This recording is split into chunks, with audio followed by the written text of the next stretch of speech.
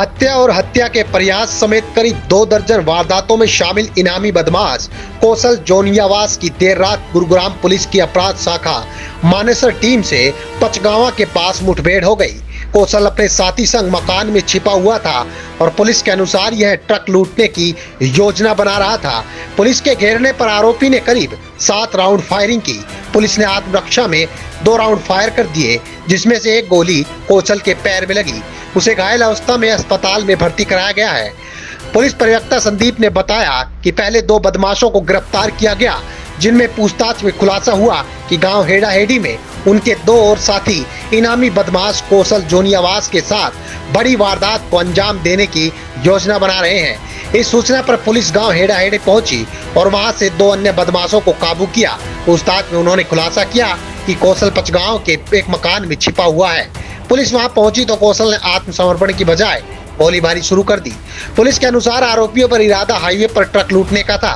उनका प्लान था कि ट्रक लूटकर बिहार में शराब की अवैध सप्लाई करे, लेकिन पुलिस की सक्रियता से यह योजना नाकाम हो गई। इसमें कल 24 जून 2025 को क्राइम ब्रांच मानेसर की टीम के इंचार्ज है सब इंस्पेक्टर ललित, उनको अपने एक सीक्रेट सोर्स से एक इन्फॉर्मेशन मिली थी कि कुछ लोगों का एक गैंग है जो कि किसी बड़ी वारदात को अंजाम देने वाला है, जिसके ऊपर उनके द्वारा प्राथमिक तौर पर अपनी कार्रवाई स्टार्ट की गई। तो इसी दौरान उनके द्वारा सबसे पहले 2 आरोपी थे जिनको हिरासत में लिया गया था और उनसे जब सख्ती से पूछताछ की गई तो उनके द्वारा फर्दर अपने 2 अन्य साथियों के हेड़ाहेड़ी क्षेत्र में एक एरिया में छिपे के बारे में उनके द्वारा जानकारी दी गई।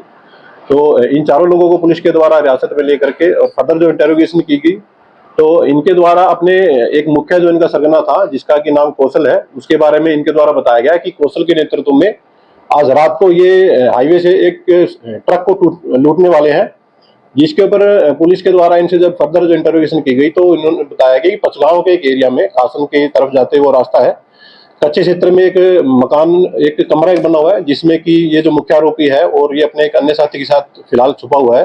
पुलिस के द्वारा अपनी अलग अलग दूसरी जो टीमें थी इनके साथ मिलकर के कुछ अन्य टीमें बनाएगी।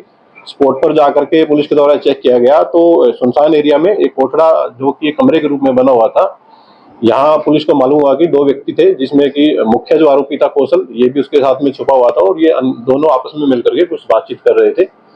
जैसे ही इन लोगों को पुलिस के आने की कुछ हल्की आहट महसूस हुई, इनके द्वारा पुलिस टीम के ऊपर फायर किया गया। फायर करने के बाद पुलिस टीम के द्वारा इनको सरेंडर करने के लिए वार्निंग दी गई। वार्निंग के बाद भी इन लोगों के द्वारा पुलिस टीम के ऊपर फायर किए गए। इसके दौरान जवाबी कार्रवाई में पुलिस की टीम के द्वारा फायर किया गया, जिसमें कि एक गोली जो मुख्य जो आरोपी है कौशल इसके पैर में लगी है, जिसको पुलिस के द्वारा स्पॉट से उठा करके और हॉस्पिटलाइज कराया गया है। इस केस में कुल मिलाकर के कौशल के अलावा 5 लोगों को पुलिस के द्वारा अरेस्ट कर लिया गया है। मुख्य जो आरोपी है कौशल उसको भी हॉस्पिटलाइज कराया गया है। ट्रीटमेंट के बाद उसको भी अरेस्ट करके पुलिस फर्दर इसमें कार्रवाई अपनी पूरी करेगी। क्या आपराधिक रिकॉर्ड है सर कौशल का? अभी तक जो केस की इन्वेस्टिगेशन की जा रही है उसके अकॉर्डिंग पाया गया है कि जो मुख्य आरोपी जो कौशल है इसके खिलाफ कुल मिलाकर के 2 हत्या और करीब 4 हत्या के प्रयास से संबंधित मिलाकर के कुल मिलाकर के 2 दर्जन से अधिक 15 अभियोग इसके अगेंस्ट रजिस्टर पाए गए हैं।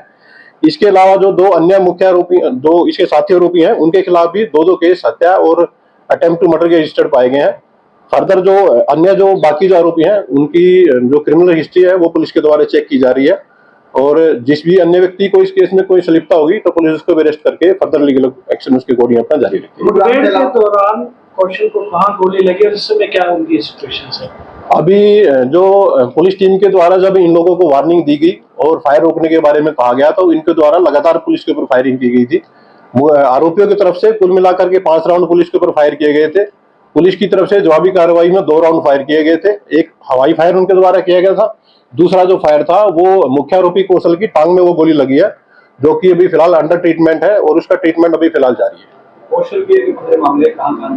कौशल के खिलाफ जो केस रजिस्टर्ड है इसमें से ज्यादातर केसेस गुड़गांव और रेवाड़ी के अलग अलग पुलिस स्टेशन में रजिस्टर्ड पाए गए हैं और फर्दर जो केस है उसकी इन्वेस्टिगेशन अभी पुलिस के द्वारा इसमें की जा रही है। ये जो पूरी मुठभेड़ हुई, ये जिस कमरे के आप जिक्र कर रहे हैं उसमें मौजूद थे उस समय या फिर बाहर निकल चुके थे जो मुठभेड़ जब हुई? इन्वेस्टिगेशन के दौरान अभी तक पाया गया है कि जैसे ही पुलिस के द्वारा इन आरोपियों को सरेंडर करने के लिए कहा गया तो इनके द्वारा जवाबी तौर पर और पुलिस को टारगेट करके जान से मारने की एक कोशिश के रूप में इनके द्वारा पुलिस के ऊपर फायर किया गया था और जिसकी जवाबी कार्रवाई में ये मुख्य आरोपी है इसमें घायल हुआ है।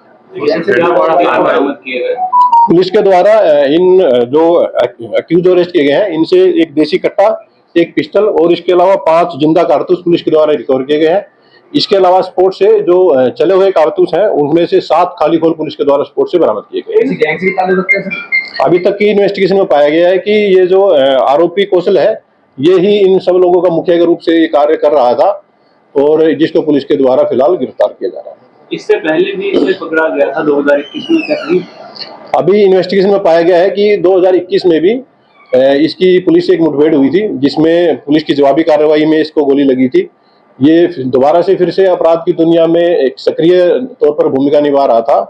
तो फिलहाल अभी पुलिस के द्वारा एक संगठित अपराध की कुछ सेक्शंस हैं जिसमें कि पुलिस के द्वारा इसको बुक किया गया है और ये नए कानूनों में विशेष से एक प्रावधान दिया गया है कि अगर कोई भी गिरोह अगर संगठित रूप से अगर कोई कार्रवाई करता है तो उसमें अलग से सजा का प्रावधान है और इसके अलावा जो उसकी बेल अवधि है जो कि एक लंबे समय तक वो उसमें जेल में इसमें रह पाएगा। 2021 में पकड़े जाने के बाद ये कब बाहर आया?